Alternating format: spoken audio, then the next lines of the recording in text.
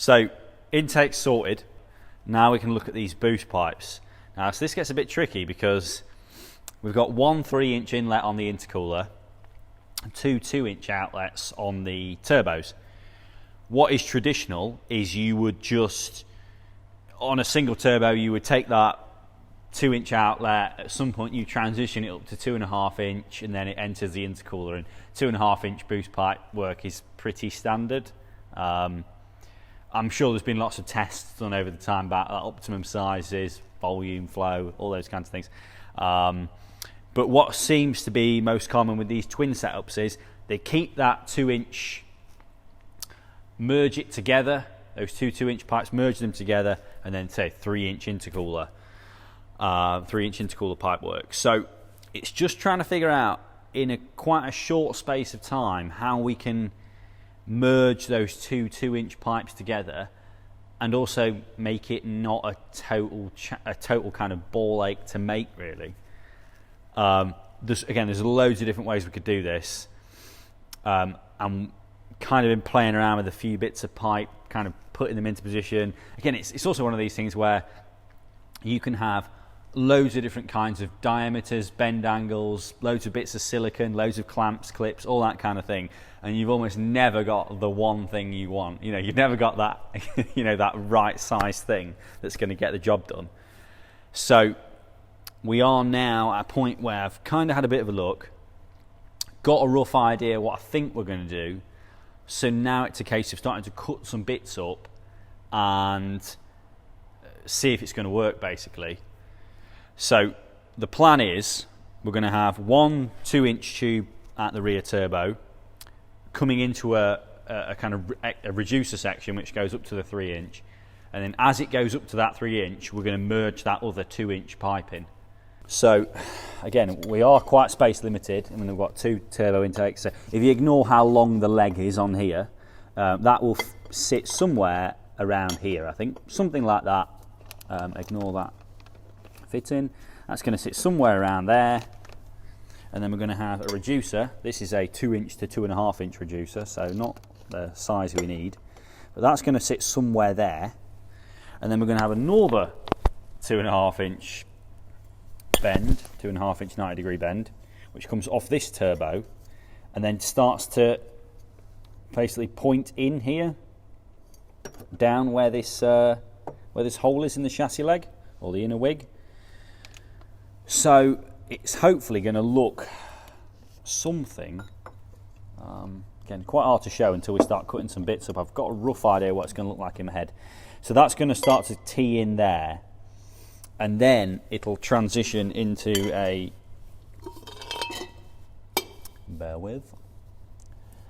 into a 3-inch bend like that as it drops down into that inner wing section.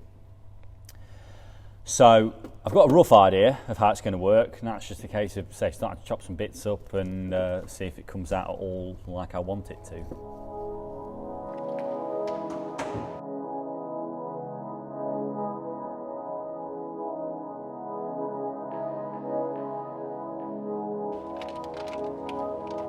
So I've decided to put a 90-degree silicon hose on that rear turbo and try and put a piece of tube in and just see what angle it comes out at. Because obviously the turbo's leaning back at a bit of an angle, a fixed 90 degree brings that boost pipe up so high that it'll foul the intakes. So we've got to get it lower. So we're realistically not going to be able to use a silicon hose, which starts to make it a bit tricky to actually do a 2-into-1. You really need some silicon somewhere, or some kind of flexible joiner, because you only have to be like 1 millimeter out with your pipe work and it's just not going to fit. You're not going to be able to get it on and off. And it's already going to be quite a tricky thing to get on and off, or to get, again, like to do any kind of maintenance work. It's going to be quite tricky. So need to come up with some other way of doing it, really. We're probably going to have a fixed bend welded onto the turbo, which I wanted to try and avoid.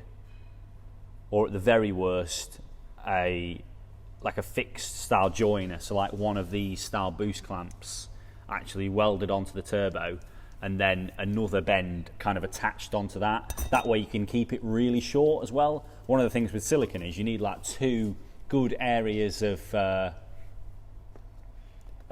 length to get a clamp on if you're using it as a coupler. So we're probably going to have to go for some kind of boost pipe clamp like that, welded onto the turbo, and then probably a short radius bend coming off that. And again, this is where you get into it doesn't matter how many bits you've got, you've never got the right amount of bits you need to try and figure it out, and it takes a little bit of messing about to figure out what you do need. So yeah, I think we're going to have to go for a shorter radius bend there and try and keep it quite low. I could lower it actually on the turbo. If I do that, the actual pipe work's going to start getting quite close to where the wastegates are going to sit. So there's a lot to think about, and there's also a downpipe to get in there. So we're probably going to be better off to scrap the idea of the silicon and just go for the fixed bend option. It's just how we actually attach it all together, probably with some boost clamps, the kind of vibrant style or the hypertune style boost clamps. It's just figuring out this merge really as well. There's quite a lot to think about on this boost pipe section. Right, there's been some developments. Kind of gone backwards, forwards again, backwards again. That's how these things work sometimes, and you kind of can't see it. You've got an idea of what you want to create, but you don't really know how to create it yet. So I knew I needed to get some silicon in there somewhere, like not just the coupler, get a bend so we can have a little bit of adjustability on a kind of on a different axis. It's kind of hard to explain that, but it's just so that we can have it a little bit of adjustability, so the turbos don't always have to be kind of bang on in exactly the same place if the kit ever gets taken on and off. That's something I do try and think about quite a lot, is kind of the maintenance aspect of these kinds of things. You can build as much reliability into them as you want. Things go wrong, so you need to be able to make sure that you can take things off, put things back on, and it's not a nightmare to work on. So what we've got now is we've gone for a kind of 2-into-1 Y pipe. We've got rid of the reducer idea. I've got my silicon 90 in here, and then we're going to drop down into a 3-inch tube here. So what we'll do is we'll actually take a 3-inch bend and basically we'll squash the end down into an oval. Probably a bit nicer than this one. This is just one I was playing with to kind of test it. But that is what's going to work nice. So then what you end up with is that basically sat in there like that. And then obviously that will then shoot down into the, obviously it wants to be turned around a bit more, so that actually points down, but it's just what I was playing with at the time. Yeah, so that suits that perfectly. So then what we just need is we need another bend to get us from this 90-degree bend I've got on the rear turbo where it's kicking up into the collector. So we're at a point now where we pretty much just need to cut this bend to fit in there nicely, or as nicely as we can get it. Then we'll probably tack all this together as one piece, and then we'll work forward from that down here towards the intercooler.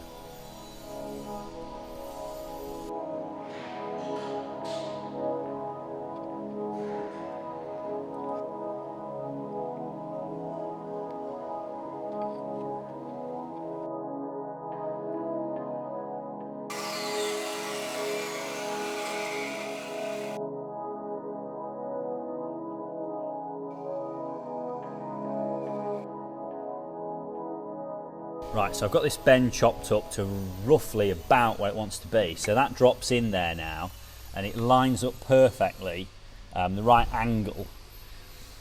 Obviously it's too far away and it's too high. So what I'm going to do now is actually I'm going to trim some off of here. I actually do want it quite a lot lower. Not just to meet up with that, but also to clear intakes and clear air filters. I do want to try and keep it as low as possible. So I'm hopefully now, if I trim about, well, I'm going to go for trimming about 1 inch off. It'll lower that right down. It'll bring it further away. We'll need a piece in the middle there, but that's okay. You know, just an extra weld. So yeah, let's go for trimming this collector down. Right, so we've got this collector cut down, and this bend now drops in here. Again, it's not perfect, but it's pretty close. Yeah, we've got that dropped in there now, and so we basically just need a piece to go in between. So what I will do now is measure that gap up, cut a piece to go in between. Again, probably tack it onto here, mark this, mark that, take them over to the bench, tack them all up. Yeah, and then we'll start working on this 3-inch piece down here into the inner wing or wheel arch, I guess it is.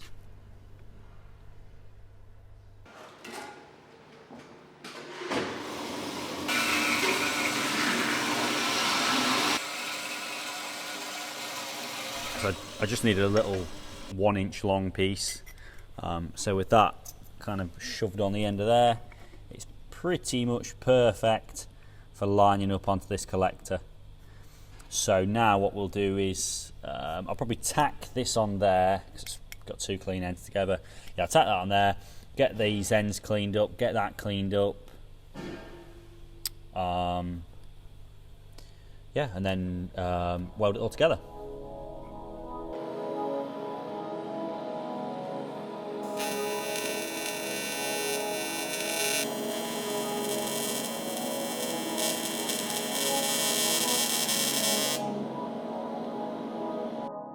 Right, so got that, got some beads stuck on it and got it tacked up. So obviously just double check it fits. If it fits, we can weld it up and start working on this 3-inch drop down piece.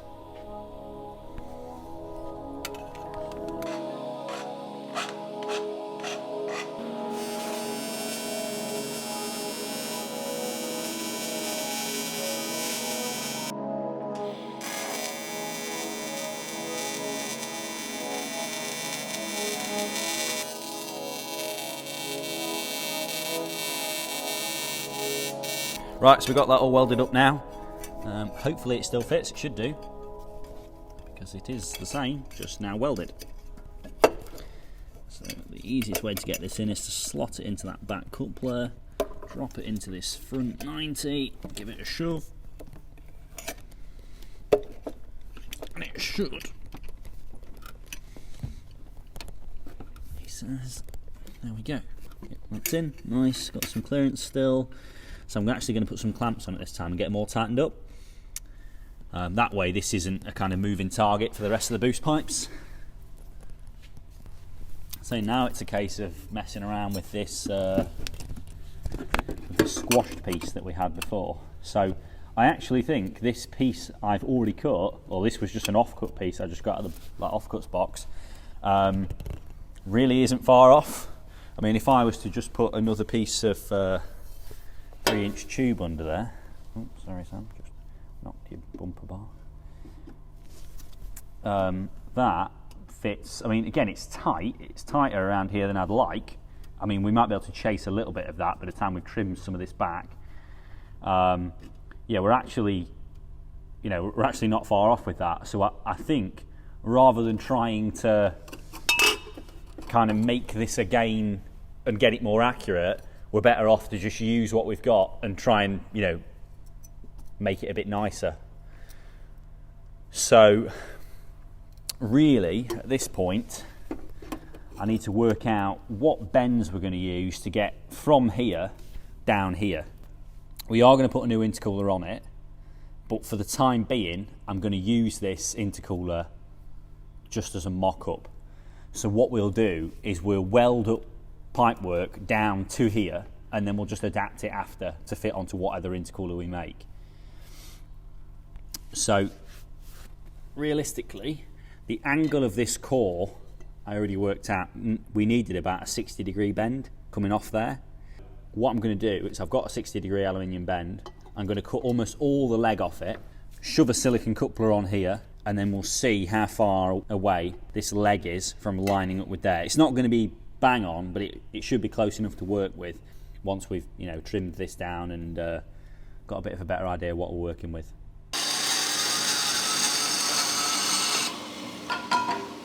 Right, so I've got this bend cut down, and as I put it into position now, it's kind of not enough of an angle really. It's a bit tricky to see because I mean I can barely see. But if we look underneath the car towards where the joint is, you can see it's not really lining up. As I square it up to the edge of the intercooler, we need to bring it over a bit more to line up. So realistically, we're going to need a different bend. 60 degrees isn't enough. So what I'm going to do is I'm just going to use a 90 and we'll just chop it down. We'll chop it down to get us maybe 70 degrees. And then it's just a case of joining those two pipes up at that point. The only other thing we need to consider is how we're going to get it in and out of this hole every time. We might have to have a join in here. I'm not exactly sure because once we get it off the turbos, if there's enough room to get it off the turbos, we might be able to get it out as one piece, but I think we'd be pushing our luck really. We're probably going to end up tacking this on here in about that fixed position where we know it fits nice. So we'll end up tacking that there. We'll work out whatever bend we need for here, probably about 70 degrees. Get that fixed in position with some silicone. Work out what we need that's going to go in the middle. And then I think we'll end up putting our joiner piece in here. We'll end up having another silicone coupler in here. That's probably going to be the only way. I think if we try and make it as one piece, as much as it'd be nicer, it's just going to be a nightmare to get in and out. And then if it's powder coated or polished, you're just going to end up scratching it up every time trying to get it in and out. Plus, we might need to change the angle anyway after we've changed the intercooler. So at the minute we're just kind of rough guesstimating, getting it in where we think it's going to be, where the intercooler will land. Get another bend cut and go from there. So we've got that bend cut down now, got all the leg cut off that bend, or most of it, and we've got just a random coupler we've got to connect the bend to the intercooler. Again, not using this intercooler, but just want something to aim at. I guess in an ideal world, we'd do the intercooler before we did the boost pipes, but I really want to get all the turbo system finished before we start fabricating any kind of after bits, because we may end up just using a bought-in intercooler on this anyway. It's a very simple thing to fabricate, but sometimes just because you can doesn't mean you should. You can just buy them that fit straight on, really good quality ones. We'll probably use a Hypertune one. So we've got that bend in position, and now we can look at trying to join these two up. So we're going to have a coupler in here. We just basically need to work out what kind of angle we need to go in between these two. It's going to want a bit of tweaking. It's definitely not perfect, this here. I would have liked to have twisted it round a little bit more. So although this fits okay, I'm not kind of married to it. We might end up changing it. So I think I'll see what other offcuts we've got on the offcut box or whatever, because it's a bit of a difficult angle to measure in there. So yeah, we'll see what offcuts we've got and have another look. But yeah, so it's we're getting there.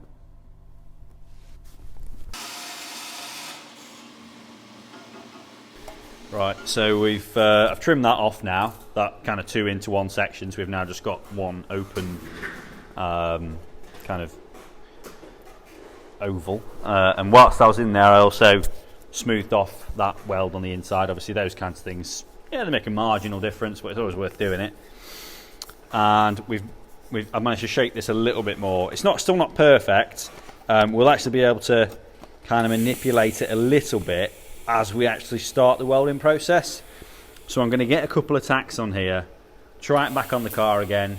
If everything looks okay, I'll then go for kind of tack, bash a bit, tack, bash a bit, until we get it to a nice kind of shape, a nice transition. And then what we'll be able to do is, once it's fully welded, we'll be able to port most of that, you know, with the sanding wheel there, and then we'll be able to get in and do the rest of it. This end, we've got a real long straight grind. We'll be able to get in to sand all that out. Yeah, so that's hopefully how it'll work. Right, so we've got that tacked on. I've managed to kind of wrestle it back into position. It's not as easy to get back in as what I would like, but I was kind of expecting that, and that's also why I definitely didn't want to do it as one whole piece. So it is quite tight around this cutout. I think given the movement of the engine, obviously we've got silicone couplers on, even with some kind of trim around the edge of here, it's probably going to rub. So it's definitely not ideal. I think I'm not sure if what's common on these is to actually enlarge this hole at all, or if they, it tends to be like a piece of pipework that goes through there that's, shaped to fit. Obviously these cars are twin turbo from factory and they do have boost pipework, but it's not going to be 3-inch diameter. So yeah, I'm not entirely sure if it's common to have to enlarge that hole. I can't imagine it is, because you can get it through there. It's just, it's probably going to rub. So that's not ideal. I think we'll probably see what it's like with some trim on, and we can always make some adjustments to it after. Even again, just file the hole out. I mean, sometimes like 2 or 3 millimeters either side makes quite a big difference. Just kind of enlarge that hole a bit.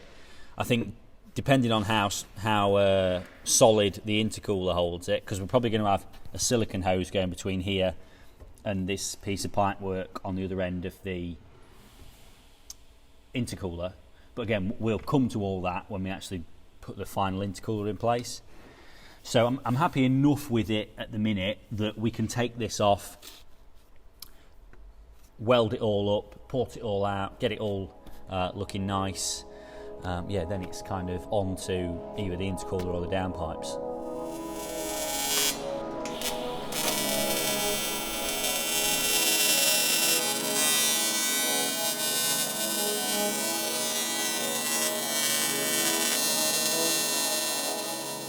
Yep, all welded up, got it brushed up for now. Again, it'll probably end up coated. I think aluminium pipework always looks a bit better when it's coated.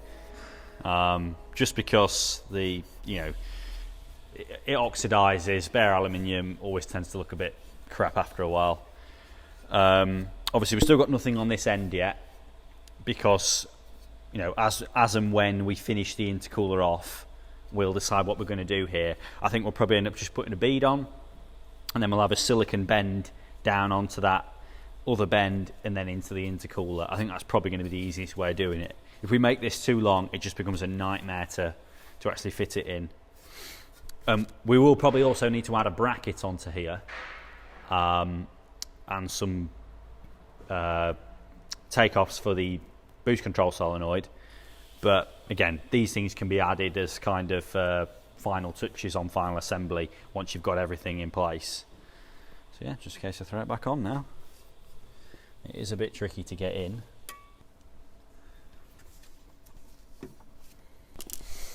So that's it, boost pipes all fitted. Like I say, obviously we've still got to finish this off and we'll have to have some trim around here. But I don't think we're going to, depending on engine movement, it depends on a lot of things. This is where the kind of development comes in. If you run the car, have a problem with something, you fix it, re-engineer it. A lot of it is trial and error. It's a case of trying something, maybe it doesn't work that well, figuring out a better way to do it. That's how you learn.